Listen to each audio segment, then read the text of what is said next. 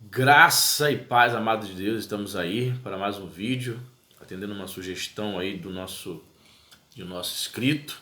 E vamos falar hoje sobre esta obra aqui, ó, muito famosa aí, da editora Central Gospel. Eu acredito que dentro em breve a Central Gospel vai entrar em contato comigo para me fornecer mais materiais, porque eu estou fazendo propaganda dos materiais dele. Brincadeira, mas essa obra é muito boa. Mas antes de falarmos sobre ela, gostaria que você não deixasse de se inscrever no nosso canal, de dar o like, de fazer comentários, ok? Pois bem, temos essa obra aqui, é o Guia de Willmington para a Bíblia, um ensino bíblico completo. Eu vou trazer aqui minhas considerações, ok? Em 2 volumes. O volume primeiro é o método cronológico. Ele tem cerca de 722 páginas, tá? A segunda parte, o método teológico, volume 2, possui cerca de 1.245 páginas, então temos aí quase 2.000 páginas, né? 1.900 e poucas páginas, quase 2.000 páginas. E essa obra aqui se propõe a ser, né, ao mesmo tempo um manual bíblico, tá? Um comentário bíblico, localizador de fatos por temas, manual teológico, textos históricos, enciclopédia ilustrada, guia de referência cruzada, atualizações de informações arqueológicas. Nessa obra você encontrará no volume 1 um panorama cronológico da Bíblia, no volume 2 uma visão teológica da Bíblia, 400 das pessoas mais importantes da Bíblia, listas sobre uma variedade de tópicos, todas as parábolas de Jesus, todos os milagres de Jesus, respostas sobre a história primitiva, 250 ilustrações, muitos gráficos, mapas e recursos suplementares. Temos aqui uma palavra de Donald Campbell, ex-presidente do Seminário Teológico de Dallas, né, que é um seminário muito famoso lá nos Estados Unidos, Batista. Ele diz assim: nunca antes tanto foi disponibilizado em uma obra deste tipo. Pastores, professores de escola dominical e estudantes serão ajudados, desafiados em seu estudo das escrituras usando essa obra como fonte. O Dr. Harold Hamilton é o autor, educador e conferencista bíblico. Ele frequentou o Dallas Theological Seminar, o Texas and Ashland Theological Seminar e é graduado pelo Moody Bible Institute, pelo Culver Stockton College e pelo Trinity Evangelical Divinity School. O Dr. Hamilton é autor de 15 livros, incluindo o Guia de Hamilton para a Bíblia. Okay? Ele pastoreou 17 anos. Antes de ir para a Liberty University, em 72, ele pastoreou por 17 anos. Também atuou como professor itinerante no American Institute of Holy Land Studies em Jerusalém, Israel. Mais de 100 mil estudantes em todos os 50 estados americanos e de 40 países estrangeiros matricularam-se no seu curso por correspondência no Liberty Home Bible Institute, composto por 240 palestras de 45 minutos envolvidas pelo Dr. Hamilton. Mais de 10 milhões de suas gravações de ensino estão agora em circulação em todo o mundo, né? Nos anos 80 tinha muito isso, né? Isso soa estranho para você mais jovem, mas nos anos 80 havia curso, e havia curso por correspondência, cartinha, chegava. Os estudos bíblicos eram em fita cassete, né? Posteriormente, a gente, de 20 anos, né? Nos anos 2000, a gente via muito em CD, né? Estudos bíblicos, então a gente tinha muito isso. Então, esse volume primeiro aqui,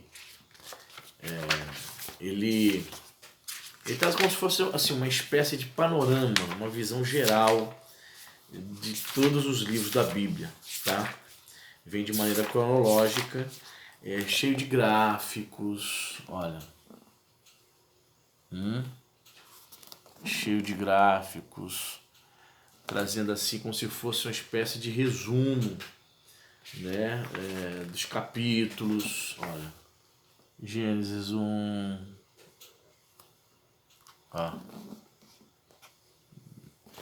ele muito para facilitar aqui, falando sobre a criação, Gênesis 1, aqui esses gráficos ajudam, né, a fixar na memória, né, a semana da criação.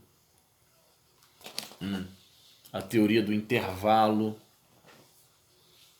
Olha. Então, traz uma panorâmica, uma panorâmica geral da Bíblia, sempre trazendo esses gráficos. Essa parte aqui não chega a ser um comentário, não, ok? É como se fosse uma descrição, uma visão panorâmica dos capítulos da Bíblia. Por exemplo, ele chega aqui, ó, figuras do Antigo Testamento, em vários boxes, interessante. Figuras do Antigo Testamento, alguns representantes do Antigo Testamento aparecem até aqui. Enoque figura a igreja ao ser salvo da sentença do dilúvio. Noé figura os israelitas ao ser salvo pela sentença do dilúvio. A serpente frequentemente simboliza a traição. Veja o tópico de Gênesis 3:1. Entendeu? Então você vai encontrar muitos tópicos. Aí vem aqui, eu estava lendo ele, eu dei uma parada. Eu estava lendo, até parei aqui na página 22, quando inicia a introdução ao patriarcado.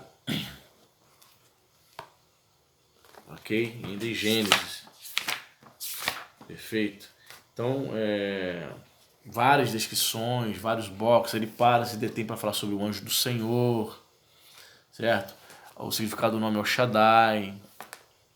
Um breve sumário da circuncisão, tal como é encontrada na Bíblia. Vários boxes. Mapas. Certo? Aqui ele para falar sobre Abraão. Traz aqui principais fatos aí da vida de Abraão. Ó. Uma página inteira. Certo? Então, esse método cronológico ele vai trazendo assim, uma espécie de visão panorâmica. Não chega a ser necessariamente um comentário, mas você pode conferir aqui algumas questões, alguns detalhes, algumas curiosidades, algumas passagens. Por exemplo, Gênesis capítulo 28, né? Aí diz assim, Jacó deixou Berseba e deslocou-se em direção a Harã. Depois de uma viagem longa e difícil, ele chegou a Betel, aproximadamente 65 km distante de Berseba. 2. Usando uma pedra como travesseiro, Jacó logo caiu em um sono profundo. 3. Ao dormir, ele teve um sonho. Eis era posta na terra uma escada cujo topo trancava nos céus. Eis que os anjos de Deus subiam e desciam por ali. Gênesis 28:12. Desciam por ela. Aí ele comenta, de acordo com Hebreus 1:14, os anjos são os espíritos que ministram para os herdeiros da salvação. O avô de Jacó, Abraão, recebeu o ministério abençoado deles, assim como Ló. Agora seria a vez de Jacó compartilhar essa experiência. Então, não deixa de ser um comentário, por isso que ele fala, né? Pretende ser também um comentário, não é aquele comentário que você vai encontrar respostas para tudo, mas você vai encontrar algumas curiosidades. Vamos dar um pulo aqui no Novo Testamento, vamos lá.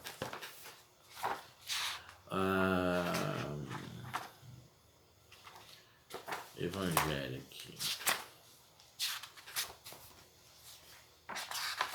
Ok. Estou abrindo aqui o estágio do retorno. Tá, o retorno do cativeiro, que é no antigo.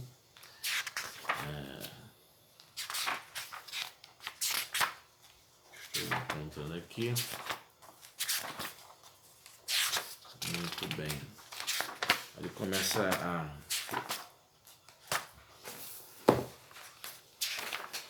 estágio do Evangelho. Por exemplo, ele traz aqui, ó, na página 355, ó, infância de Jesus. Um box enorme aqui, ó, tá vendo? Aí ele vai entrar aqui em detalhes, né, acerca do que teria acontecido na infância de Jesus. Você vai encontrar mapas também. Perfeito? Muitos mapas. O que mais? Evidência de Jesus fora da Bíblia. O nascimento milagroso de Jesus em questão, velho. Vários boxes. Então, assim, dá para você ler. Não é apenas um livro de consulta, não. Dá para você ler como se fosse um livro comum. certo? Que vai trazer muitas curiosidades. Tendo como ponto de partida, é interessante se você é uma pessoa que já leu toda a Bíblia. Vai ser muito interessante. A introdução ao estágio do Evangelho. Aí começa aqui na página 336. Refazendo os passos de Jesus, Jesus sendo mal compreendido. Tem muitas descrições, muitos boxes tratando dessas questões. Ok? O que mais aqui que a gente poderia falar? João, ele entra aqui em João. Ele trata os 4 evangelhos tentando harmonizá-los, né? Então ele traz uma visão panorâmica dos 4 evangelhos. Aqui, sermão do bom pastor, aí traz aquela figurinha. Entendeu? Muito interessante. Aí depois vem para uma parte aqui, já na página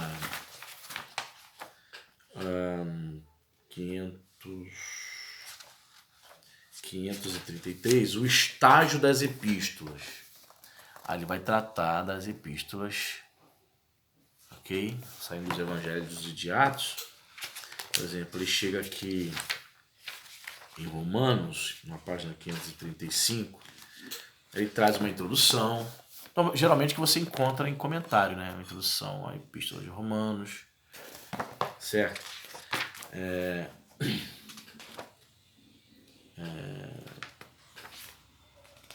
O justo viverá pela fé, entendeu? Então, assim, se você quer encontrar detalhes de versículo por versículo, você pode ficar um pouco frustrado. Mas, por exemplo, você pode encontrar usar esse método aqui, e esse volume primeiro aqui, como uma espécie de complemento, né, nas suas consultas. Por exemplo, os Romanos, versículo 1, capítulo 1, ele fala assim: eles preferiram ídolos ao Deus vivo e trocaram, não mudaram, já que nenhum homem, anjo ou demônio pode fazer isso, a sua glória pela imagem de homem. Os gregos adoravam o corpo humano, assim como Hollywood faz hoje. Aves, os assírios curvavam-se diante de pássaros. Quadrúpedes, os egípcios adoravam vacas e crocodilos. Répteis, os pagãos adoravam cobras, uma tendência da queda viva do homem descrita em Romanos 1, 23. Eles entregaram seus corpos às perversões sexuais, conforme Romanos 1, 26 e 27.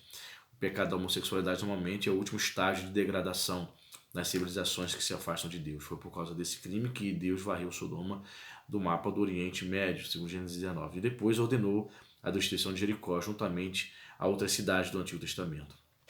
Então, esse primeiro aqui é uma visão panorâmica, certo?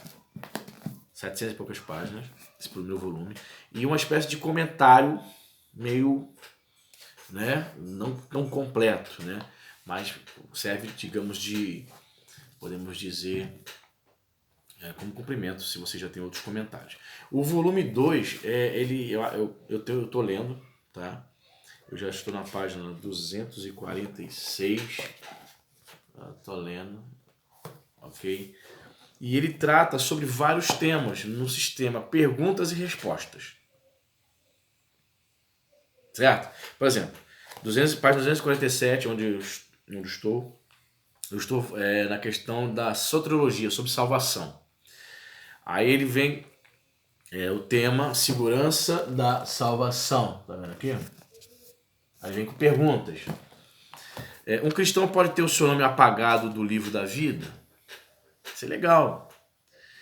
Apocalipse 3:5. Ron Rod cita Apocalipse 3:5 para defender que não. Ele afirma: para começar, observe que o mesmo João que escreveu o livro de Apocalipse escreveu em outros momentos sobre a segurança absoluta de cada crente individual. Portanto, independente de como interpretemos Apocalipse 3:5, o versículo não deve ser interpretado como se quisesse dizer que um crente pode perder a sua salvação. O teólogo John Walvoord ressalta que, embora essa passagem possa implicar que um nome poderia ser apagado do livro da vida, ela, na verdade, oferece apenas uma afirmação inegável de que seus nomes não serão apagados. Então ele é interessante porque ele coloca a opinião aqui de calvinistas e arminianos. Ele faz citações de teólogos calvinistas e arminianos e coloca as duas posições. Ok? Que mais aqui? Outra pergunta.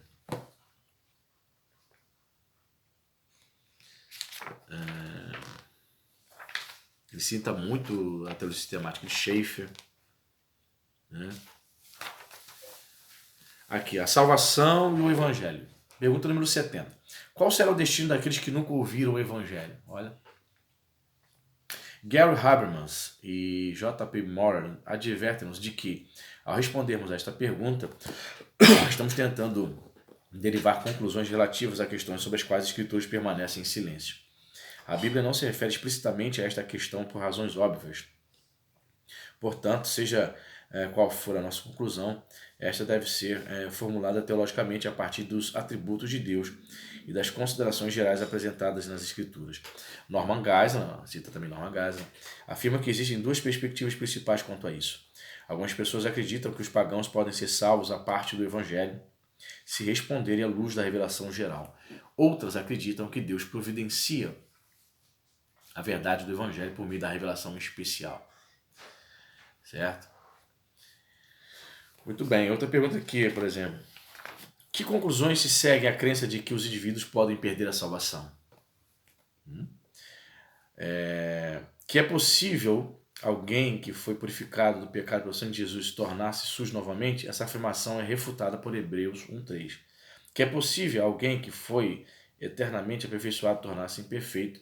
Essa afirmação é refutada por Hebreus 10:14. Que Deus se lembra daquilo que prometeu esquecer. Que essa afirmação é refutada por Hebreus 10:17.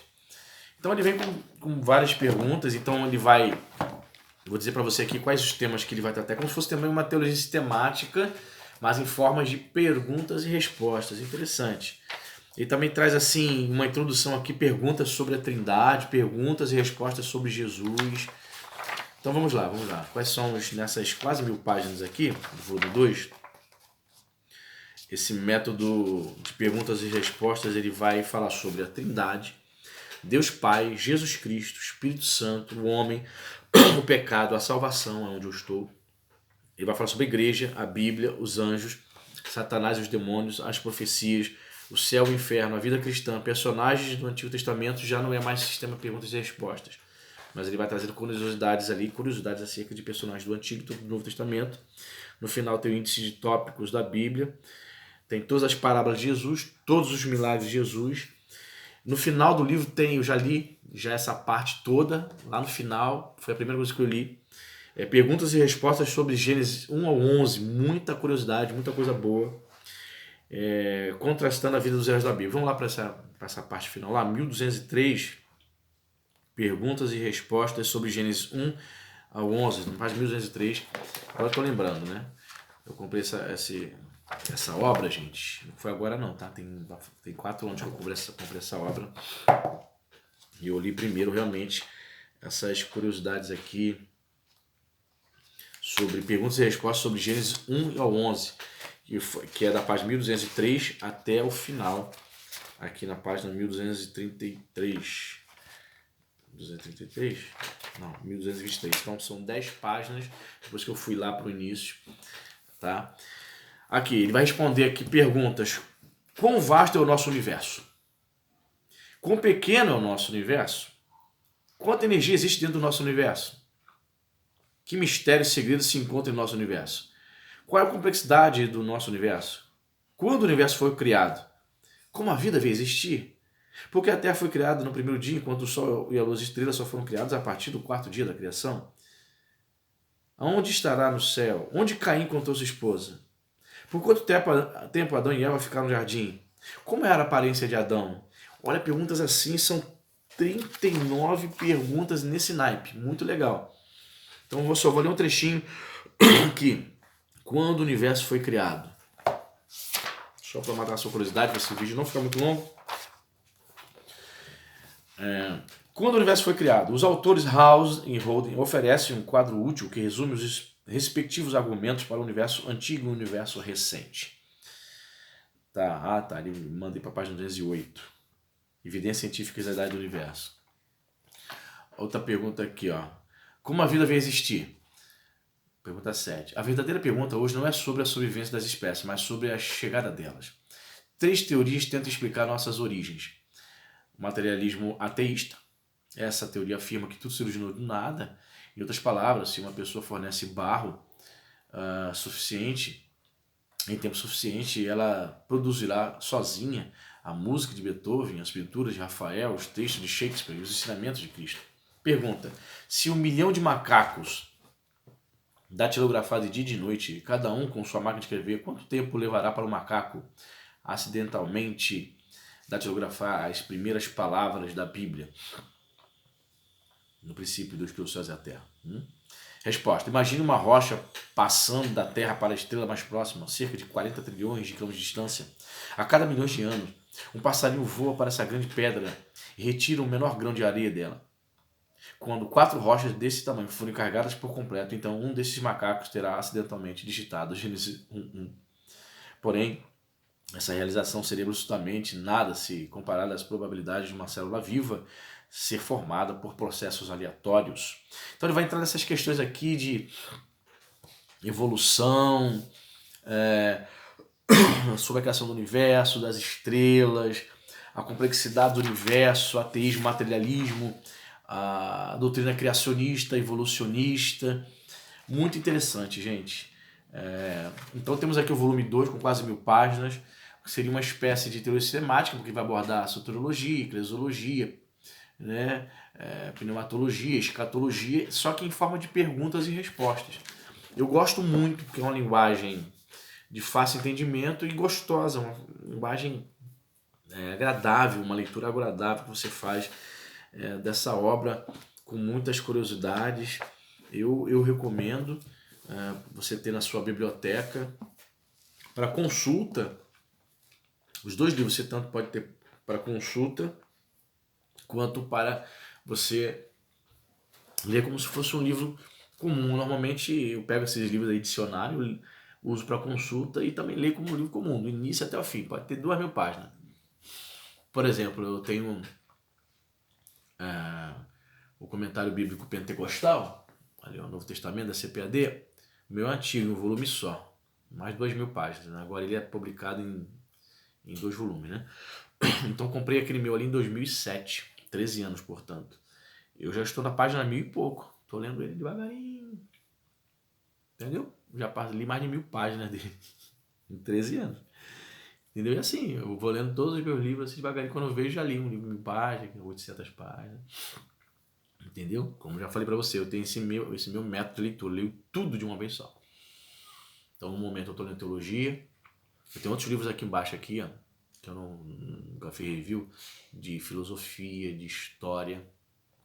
Livros que não são considerados de teologia, mas que tratam sobre a Bíblia, que tratam sobre a história da igreja, né? Muitos outros livros. Então, lendo livros sobre filosofia, economia, história, sobre política. Estou lendo livros sobre comunismo, sobre socialismo, lendo vários tipos de livros nesse naipe, sobre política. Então a gente precisa ter noção de tudo, principalmente quem é pregador, quem é estudioso, quem é professor da Bíblia, precisa ter noção muito forte de teologia, de história e filosofia, essas 3 ciências principais. As outras, né? Ciência política, biologia, física. Quando você vai falar sobre evolucionismo, criacionismo, você tem que ter uma noção de biologia, né? Uma pequena noção de física, de química, não digo dominar totalmente, mas um basicão do basicão, entendeu? Então é isso, gente. Vou ficando por aqui. Não deixe de fazer seus comentários, de dar o joinha, de compartilhar esse vídeo aí, em nome de Jesus. Deus te abençoe rica e abundantemente.